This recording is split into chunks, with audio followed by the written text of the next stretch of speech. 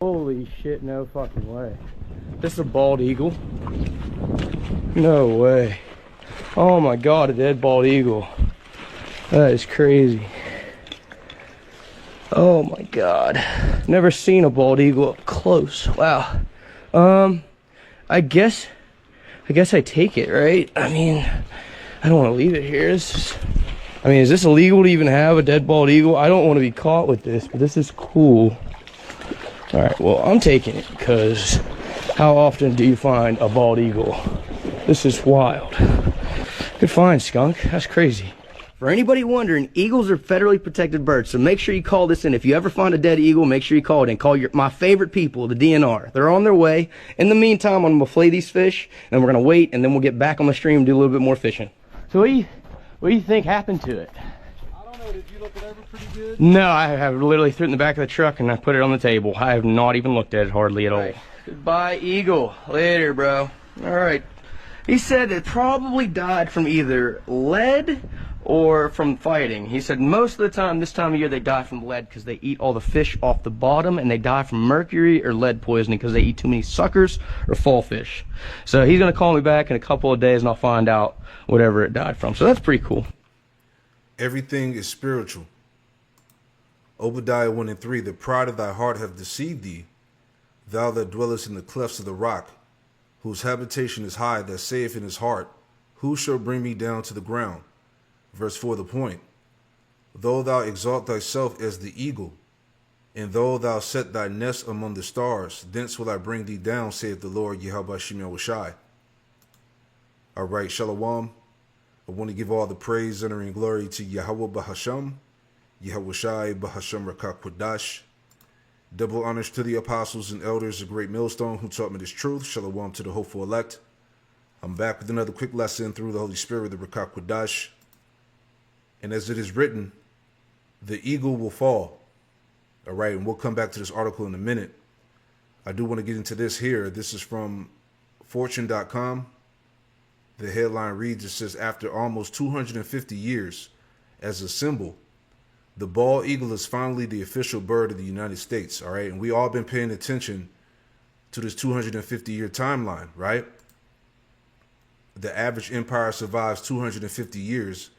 Is America at death's door, right? We'll come back to that too. First play of the day of the year, and it is a double dose of the ball. Last night in Times Square, we welcomed in the new year, but we also kickstarted Disney's celebrations for the 250th birthday of this great country. Take a look. Overnight, as soon as the clock struck midnight, 3, 2, 1, Happy New Year! America celebrated a milestone, the 250th birthday of the United States. A celebration which will last all year, and Disney is also bringing the magic. Coming July 4th, 2026, a television event. It's never been done before. It's America's 250th birthday, and since no one throws a party like Disney, we've got a 24-hour non-stop live national celebration. Disney celebrates America 250. Mark your calendars and watch it all on ABC and Disney+. While millions of Americans look ahead to the July 4th festivities, the party got started early this morning. Happy birthday, America. Here's to the next 250. When, for the first time ever, a second surprise ball drop took place. A special ceremonial moment after midnight, officially welcoming in 2026 and the anniversary of our nation's founding. The Times Square ball turning red, white, and blue with a special America 250 design, rising over the illuminated numbers shining above the heart of New York City. Just the start of a party 250 years in the making.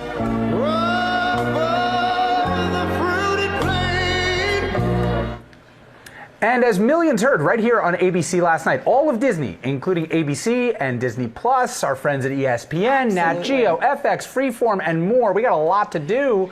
We're going to all join together for a televised 24-hour nonstop live national celebration. Disney celebrates America 250. There you go. Their inward thought is that their houses shall continue forever, right? Everything is spiritual, man. All right, let's go back to the his joint here. All right, Salakia. So again, the average empire survives 250 years is America at death's door. Job 14:5, seeing his days are determined, the number of his months are with thee. Thou hast appointed his bounds that he cannot pass. All right, so Esau has reached his limit in rulership. All right, this is the time where he falls. Right? Studies show that an empire survives on average a mere 250 years. Did you know that? All right, how spiritual is that, man? Okay, the times that we're approaching, the things that are happening in the world, you know?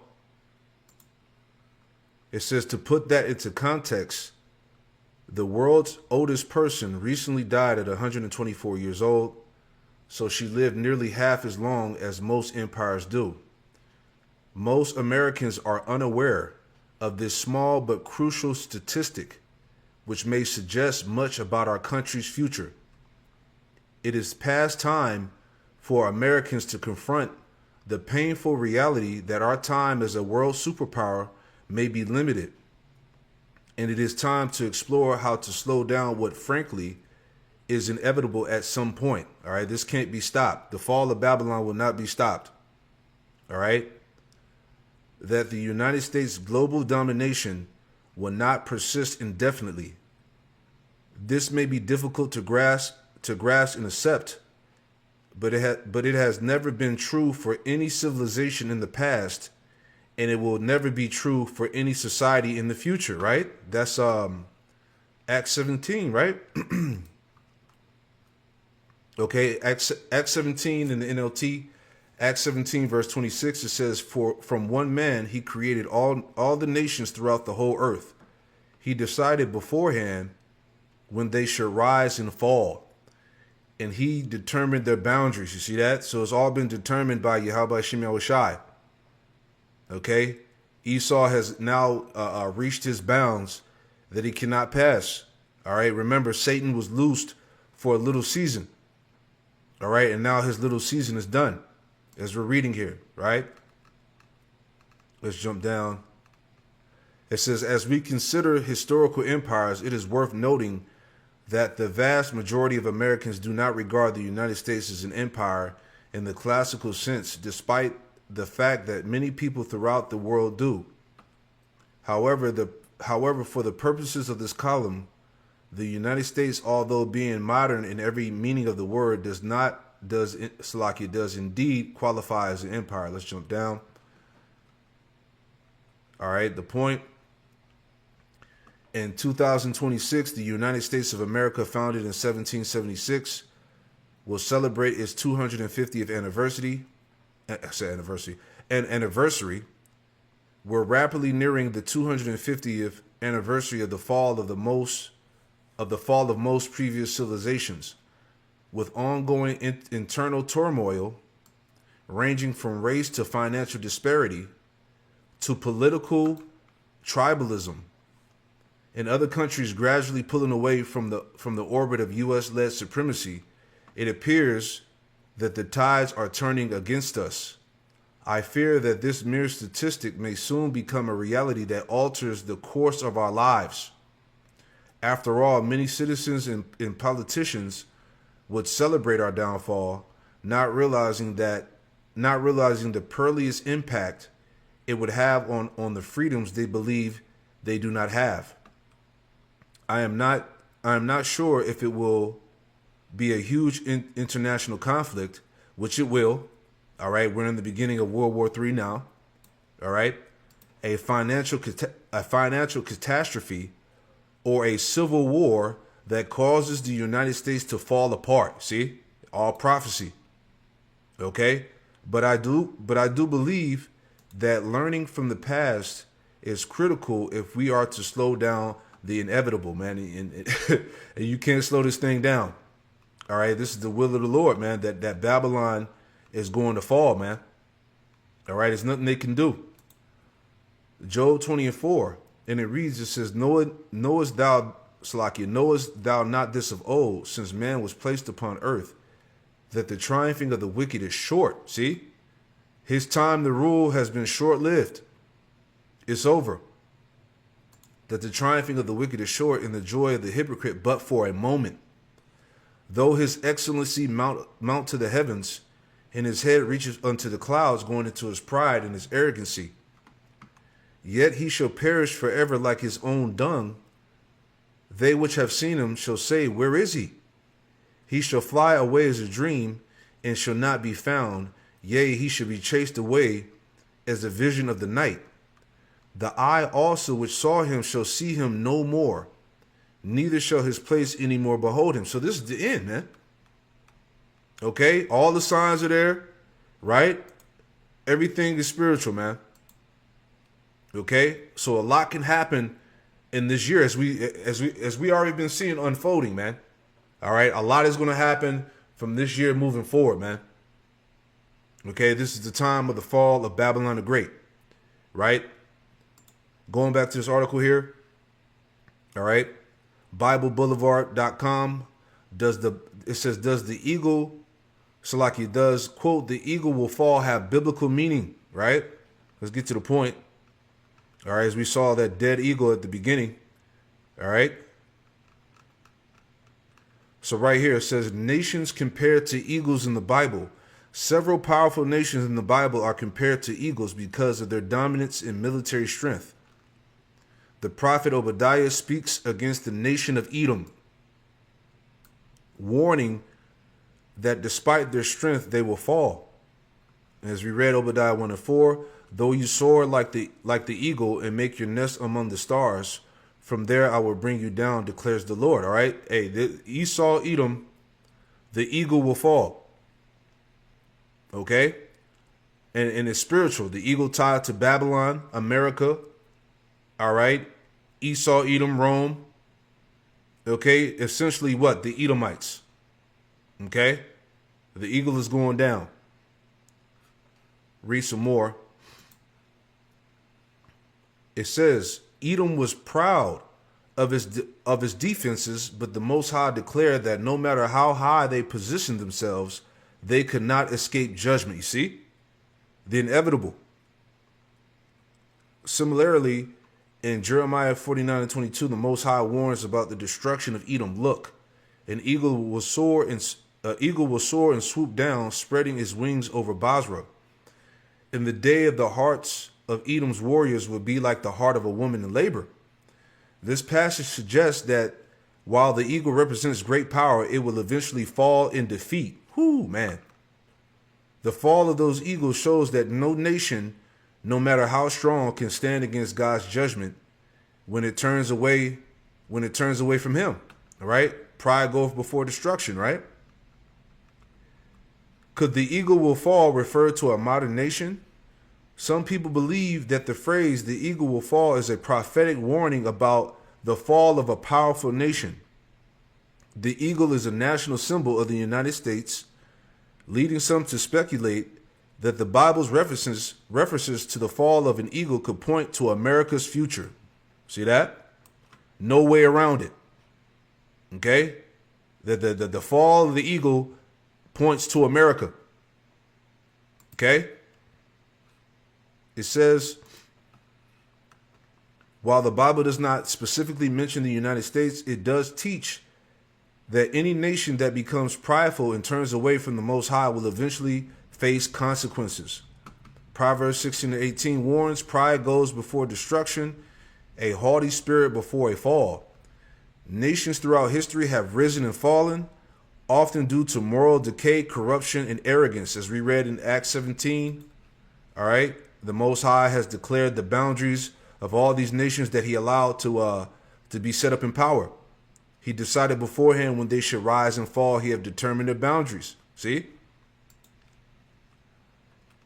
Read that part again. It says, nations throughout history have risen and fallen, often due to moral decay, corruption, and arrogance. It says, if a nation believes itself to be unstoppable and rejects the Most High's ways, it is only a matter of time before it faces consequences. And this is what we're saying. Okay, the Lord has given us all the signs, everything that's happening, the prophecies that are coming to pass. We know that the judgment is here, right? Warnings against pride and self-reliance. The Bible constantly warns that pride leads to downfall, right? I want to make a point real fast. All right. Let's get this in Sirach, the 10th chapter, real fast, right? Sirach 10. And we're going to start at verse 12. All right, this is the book of Sirach, or Ecclesiastes 10 and 12. It says the beginning of pride is when one departed from the Most High, and his heart is turned away from his Maker. For pride is the beginning of sin, and he that have it shall pour out abomination. And therefore the Lord Yahweh Shem Yahushai brought upon them strange calamities, and overthrew them utterly. The Lord Yahweh Shem Yahushai have cast down the thrones of proud princes, and set up the meek in their stead. See? The Lord Yahweh Shem Yahushai had plucked up the roots of proud nations, and planted the lowly in their place. All right, America is that proud nation. All right, that's getting ready to be thrown down. Okay? It says, verse 16, the Lord Yahweh Shem Yahushai overthrew countries of the heathen and destroyed them to the foundations of the earth. He took some of them away and destroyed them and made their memorial to cease from the earth. All right, as we read that in Job. All right, he shall disappear as a dream in the night, man. Okay, he shall have no name in the street, the scriptures say. Right? Let's get that in Psalms chapter 7 and verse 9. All right, Psalm 7 and 9, and it reads, it says, oh, let the wickedness of the wicked come to an end. See? It's time, man. It's time for Babylon to go. Oh, let the wickedness of the wicked come to an end, but establish the just, for the righteous power trieth the hearts and reins. Right? This may be why America disappears from the end times. In exactly 2,000 years of recorded prophecy, one particular nation is missing. The most powerful empire in human history simply vanishes. But here's what will shock you most. 3 different explanations exist for America's disappearance. And by the end of this video, you'll understand what 99% of Christians miss. Theory 1. The sudden collapse of a superpower. The first theory is simple and terrifying. America collapses before the end times unfold. Let that sink in. The US may not be absent because it's spared. It may be absent because it no longer exists as a global power. If that sounds dramatic, consider this. Rome. For over 500 years, the unquestioned master of the known world. Roman citizens believed their empire would last forever. They called it Eternal Rome. Yet today, tourists pay 20 euros to walk through its ruins. Britain. An empire so vast that the sun never set on its territories. At its peak, it controlled 25% of the world's landmass and 23% of its population. Today, it struggles to maintain unity with Scotland and Northern Ireland. Here's what history teaches us about empires. They all follow the same pattern. They rise. This digital calendar, lightening my mental load, makes... Let's let that pass. Damn commercials, man. They decline through the same predictable stages. Sound familiar? Theory 2. The Babylon Theory. Revelation chapter 18 describes a mysterious power called Babylon the Great. But here's what will send chills down your spine. Every single characteristic of this end times Babylon perfectly describes modern America. And he cried mightily with a loud voice, saying, Babylon the Great is fallen, and has become a dwelling place of demons, a prison for every foul spirit, and a cage for every unclean and hated bird. Now, most people assume this is referring to ancient Babylon in Iraq. But here's the problem with that interpretation. Ancient Babylon today is a collection of ruins in the Iraqi desert. It hasn't been a major city for over 1,000 years. It has no global economic influence, no cultural exports, no military power. But the Babylon of Revelation 18? Let me read you exactly how it's described, and I want you to tell me what modern nation this sounds like. For all the nations have drunk of the wine of the wrath of her fornication. The kings of the earth have committed fornication with her, and the merchants of the earth have become rich through the abundance of her luxury. There are 5 major reasons many believe that USA is Babylon. Reason number 1. Economic dominance. September 15th, 2008. Stock markets open and immediately plummet. By noon, London is in freefall. By 9:30 a.m. Eastern, Wall Street is bleeding red. In less than 24 hours, a problem that started in American mortgage markets had crashed the entire global economy. But why? Why did America's economic sneeze give the whole world pneumonia? The answer goes back to 1944. World War II is raging. Representatives from 44 nations meet in Bretton Woods, New Hampshire, to design the post-war financial system. They make a decision that would change everything. The US dollar becomes the world's reserve currency. Every major commodity, oil, gold, wheat, steel, would be priced in dollars. Every central bank would hold dollars as their primary reserve. Yeah, so it's obvious that Babylon the Great, okay, is America. All right, there's no way getting around it. Now, I want to make a point real fast, as he was saying, as he was dealing with Babylon, all right, ancient Babylon. This proves right here that Jeremiah was prophesying about America, because this doesn't apply to ancient Babylon. This is Jeremiah 51. Real quick, Jeremiah 51 and 59, right? So this is Jeremiah 51, and starting at verse 60. Here we go. Jeremiah 51 and 60 says, "So Jeremiah wrote in a book all the evil that should come upon Babylon, even all these words that are written against Babylon.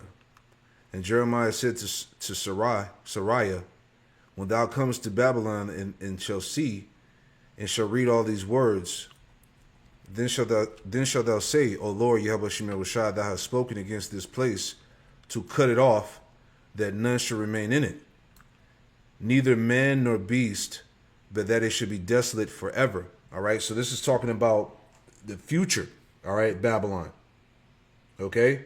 Because ancient Babylon or Iraq is still there, all right? This is talking about the future Babylon that's going to get cut off, meaning it's going to be made completely desolate, all right? So this doesn't line up, okay, with, was it Daniel, the 5th chapter?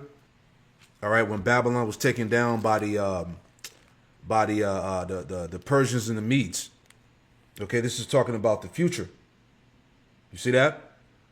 Verse 63. Yeah, that was the point. Yeah. So let's go back.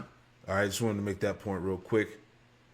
All right, we'll play a little bit more. It's a 22-minute video. We'll watch a little more and wrap it up. What happened next transformed America into something the world had never seen before. Today, over 60% of global foreign exchange reserves are held in US dollars. When countries trade with each other, say Japan selling cars to Germany, they often use dollars.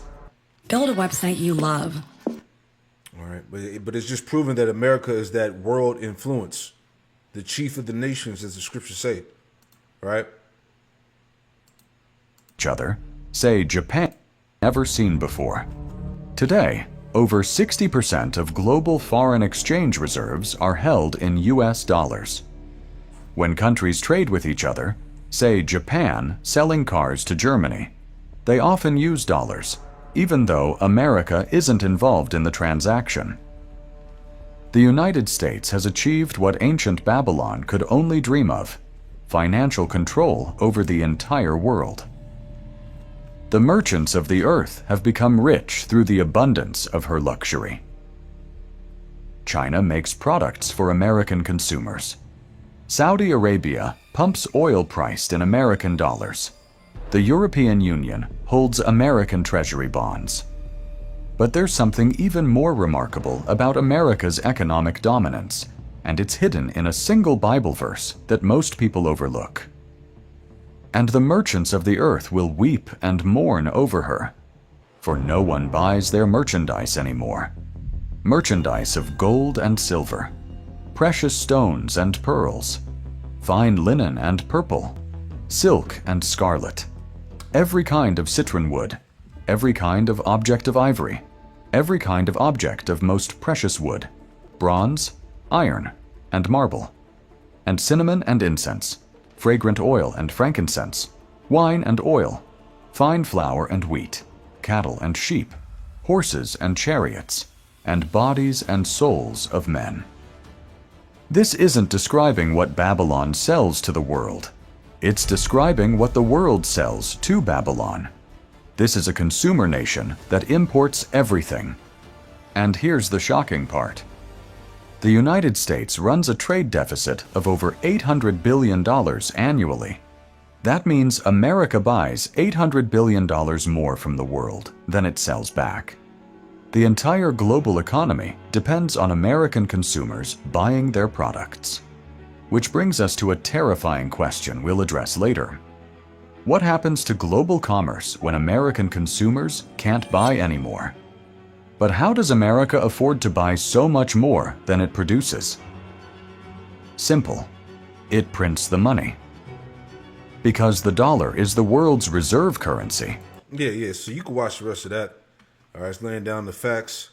But the point, the 250-year time frame, as we were just talking about earlier, let me go back to that. All right. That 250 years is significant, man. So definitely heavy times, man. All right. The Lord is cutting the time of the wicked short. All right. So I just wanted to put that out there, man. The eagle will fall. All right. As we saw here earlier. All right. It's going down. Shalom.